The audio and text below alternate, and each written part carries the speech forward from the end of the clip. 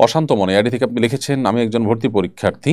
আন্দোলনের পর থেকে ফোনে রাজনৈতিক ব্যাপারে এতটাই আসক্ত হয়ে গেছি যে পড়াশোনায় মনোযোগ দিতে পারছি না, এমনকি নামাজ থেকে দূরে চলে যাচ্ছি।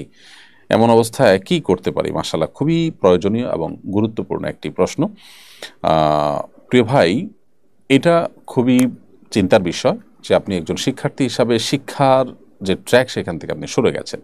যদি ব্যাপারটি এমন হয় যে আপনার পড়ালেখা করে আপনার জীবনে মানুষের জন্য যতটা কল্যাণ সাধন করতে পারবেন তার চাইতে এখন যে ভূমিকা আপনি অবতীর্ণ হয়েছেন এর মাধ্যমে আরও বেশি কল্যাণ সাধন করতে পারবেন, এরকম যদি আপনার মনে হয়, অবশ্যই আপনি এখন যে আপনার ভূমিকা আছে সেটা চালাবেন। কারণ গতানুগতিক এই পড়াশোনার যে আসল উদ্দেশ্য নিজে সমৃদ্ধ হওয়া, মানবতার উপকার করা, সেটা যদি আপনি আগে থেকে করতে পারেন, পড়ালেখা করে যা পারবেন তার চেয়ে এখন বেশি করতে পারেন, অবশ্যই আপনি সেটাকে প্রায়োরিটি দেবেন। কিন্তু ব্যাপারটা যদি সেরকম না হয়, আপনার ভূমিকাটা যদি সেই লেভেলের না হয়, আপনি জাস্ট একজন অ্যাক্টিভিস্ট, তাহলে সেক্ষেত্রে আপনার শুধুমাত্র এই জাতীয় ফোন সংবাদ, এই জাতীয় নিউজ সংবাদ, এই জাতীয় আর্টিকেল, ফুটেজ এবং রিপোর্ট, এগুলোর পেছনে আপনি পড়ে থেকে সারাদিন পার করে ফেলেন, তাহলে অবশ্যই সেটা উচিত হবে না। বিকজ আপনি পড়াশোনা করে সমৃদ্ধ হয়ে আরও বেশি কাজ করতে পারবেন। এখন যেটা করছেন সেটা আসলে আপনার জাস্ট একটা নেশায় পরিণত হয়েছে, জাস্ট এটা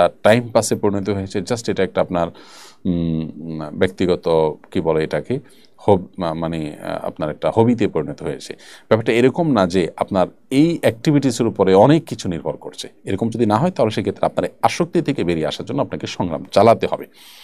এবং এই জাতীয় আসক্তি থেকে বেরিয়ে আসার জন্য পৃথিবীর অনেক সংশ্লিষ্ট বিষয় বিশেষজ্ঞগণ অনেক পরামর্শ দিয়েছেন, সেগুলোকে আপনি আমল নিতে পারেন। আল্লাহ তাআলা আপনাকে রহম করুক এবং অনুগ্রহ করুক, আমরা সে দোয়া করি।